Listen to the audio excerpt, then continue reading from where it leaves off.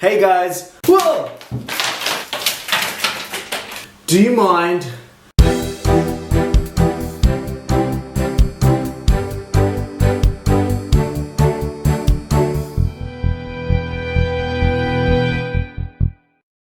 The Mind is a fully cooperative card game where players have to work together in sync as one synchronized unit, as one complete team. Essentially, a game of the mind begins with the 100 cards shuffled thoroughly and the appropriate number of level cards according to the number of players and throwing stars are placed out. What you see here is a setup for a 4-player game. The game has players completing a series of rounds known as levels, and as a new level is reached, the level of difficulty of the game increases. If players can pass all of the required levels without losing all of their lives, they win. As players complete each level, players may be rewarded with extra lives or throwing stars. Players can earn an extra throwing star on levels 2, 5 and 8, and an extra life on 3, 6 and 9. At the beginning of each level, players draw cards equal to the current level number. Players then begin by concentrating and placing their hand on the table to communicate that they are ready to begin the game. This symbolizes the collective concentration required to focus and truly experience the unique nature of the game. Without speaking and without communicating, players hold their cards secretly in their hand and place numbered cards face up in the center of the table when they feel it's timed most correctly in ascending order from lowest to highest, with each card being placed one at a time. Unlike other games, in the Mind, there are no turns, and there is no specified player turn order either. So it's up to players to decide in their mind when it's best to play their card from their hand. If players believe they have the lowest numbered card, they can play it at any time. However, they need to remember one crucial rule. No talking and no non-verbal clues or cues are allowed. If only they knew I had the number 75, we could totally win this game. 1, 2, 3. Wait a minute. I totally lost count. Where was I again? 1, 2, 3. If my theories in psychology prove to be correct, I should base my decision on gut instinct. Oh man, I've been busting to go to the bathroom since level 3. Once all cards have been placed, the players complete the level. Before progressing to the next level, all cards are reshuffled back into the deck. Players then begin the next level by drawing cards equal to the level number. Players can lose a life when a player makes an error, such as playing a card in the wrong order, where another player still has a lower card in their hand than the one played. If all players lose their lives, they lose the game. A player may raise their hand like this to suggest to the other players that they should use a throwing star. If all players agree, a throwing star allows all players to discard the lowest card number in their hand. When it comes to my first thought about the game The Mind, it is to decide whether it's actually a game or simply an activity, as some would say. And that is a highly debatable question, as there are many factors that need to be considered. Firstly, does it involve players? Yes. Does it have rules? Absolutely. Does it have an end goal or win condition that all players need to reach? Sure thing.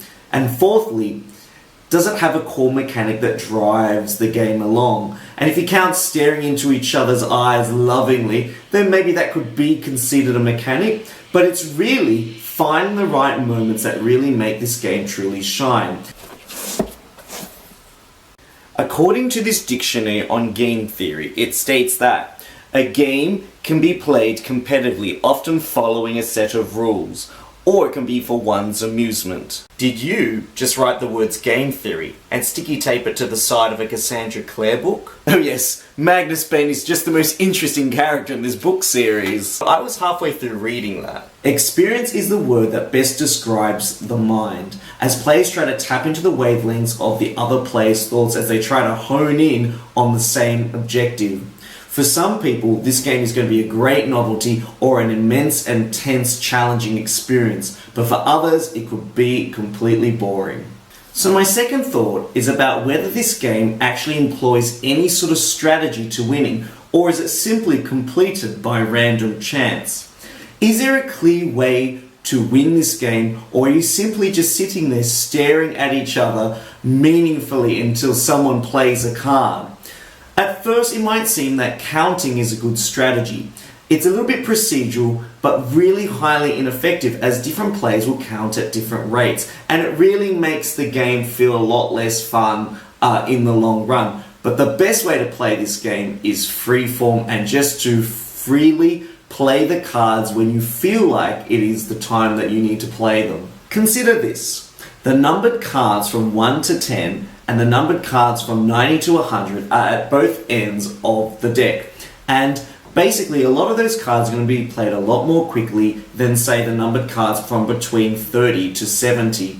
So players and teams essentially need to tap into the tempo and rhythm of the game to find the best time to use those cards. So at first this game seems like it's all down to luck, but on closer and further inspection there is an element of skill involved. The ability to estimate the time, the ability to see the numbers and kind of decide on the range of numbers that need to be played and how those numbers will play out. And if players can accomplish this sense of time and estimating it, they'll truly be rewarded. Think of a number between 1 and 100.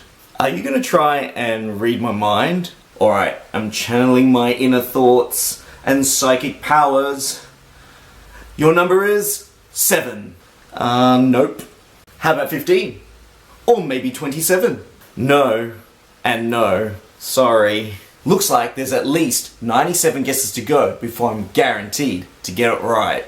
My third thought comes down to the idea that this game is really excellent at building tension. And as the players progress through all the different levels, they're drawing more cards, and thus the game becomes a lot more challenging. Where most of the tension is evoked from when players play cards in front of them, if everyone has cards that are close together in number, let's say 67, 68, 69, 70, 71, then playing out those cards in a round can be really intriguing, and seeing how all those cards are placed out can really make for a really fun and enjoyable experience. It is the player's reactions and emotional response to this simple idea that really makes this so much fun and engaging. The fourth thought on my mind is the idea that going to this game and having fun is all about having the right mindset and playing this game with the right group of people who are going to freely let go and not focus and judge the game based on its simplicity. If players commit to the game experience itself, they'll be emotionally invested and get a lot more enjoyment out of it. If players focus on the mechanical side too much, in terms of strategy and placing cards in numerical order, and the essence of the game has already been lost. Hey man, you look a little bit worried. What's on your mind? Oh, lots of things. World poverty, deforestation, global warming. Well, I guess you won't want to be playing this then. My fifth thought is that players have often criticized the mind in its simplicity of rules and lack of tactical decision making. So, are there any other games with a little bit more meat to it that kind of evoke and emulate the same feeling that the mind gives you when you play it? First of all, there is a game called Hanabi, where players are working cooperatively to set up coloured sets of fireworks in numerical order and fire them off, except players can't see what cards they have in their hand. They need to rely on the clues given by the other players. Hanabi has a similar style of cooperative play to the mind, where players help each other to sequence numbers. Yet in Hanabi there is an immense satisfaction to deducing what cards you have in your hand, and then timing when you need to play them. A beauty of a game, and it comes in equally a small package. Side by side to the mind, a little bit smaller than the mind, but a lot of fun. The second game is The Grizzled. It is a game where it is incredibly tense. Players are working cooperatively together to get rid of the Trials deck to reveal a peace card at the end in order to win. Players will need to go on missions together and place cards out in the field, Trials cards that is, without repeating the same threat 3 times. The Grizzled evokes a similar level of tension to that of the mind. It permits very little communication. It feels very much like a tug of war. It's about trying to make the most of the cards from your hand and timing their use correctly. Finally, if you're looking for a 2-player game that emulates that great tense feeling, it is the game And Then We Held Hands. In this game, players are not allowed to speak to each other. All the actions that they want to take come from a display of cards with coloured bands that allow them to move around nodules on a board. And Then We Held Hands tests a couple's ability to tap into each other's emotions and thoughts without speaking. Players are silently solving a puzzle together in synchronicity. Players need to keep in sync both emotionally and tactically in order to try and get to the centre of the board and finally win the game, and also hold each other's hands. I mean, who doesn't like doing that? What can I get you for dinner tonight? I won't be staying long. I'll just order the filler for now. Could I please order a medium-weighted cooperative board game with a little bit more meat to it? And some tactical decisions on the side, thanks. Excellent choice. I'll get those dishes out for you as soon as possible. For you. And you. Bon appetit.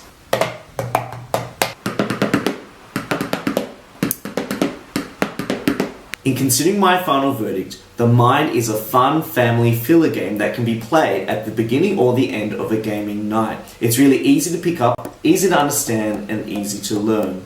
If players let go and truly commit to the experience, activity, or game itself, you're going to get a lot more out of it than players who focus on the mechanical nature of it. You need to have a try of this game before you buy it. Thank you again for joining me for another board game review at Board Game Sanctuary. If you really like this video, please like, subscribe, and share. And once again, I want to say a huge thank you to all the subscribers who continually watch and support me in this video. I look forward to bringing you another high quality board game review in the near future. See you soon. Goodbye.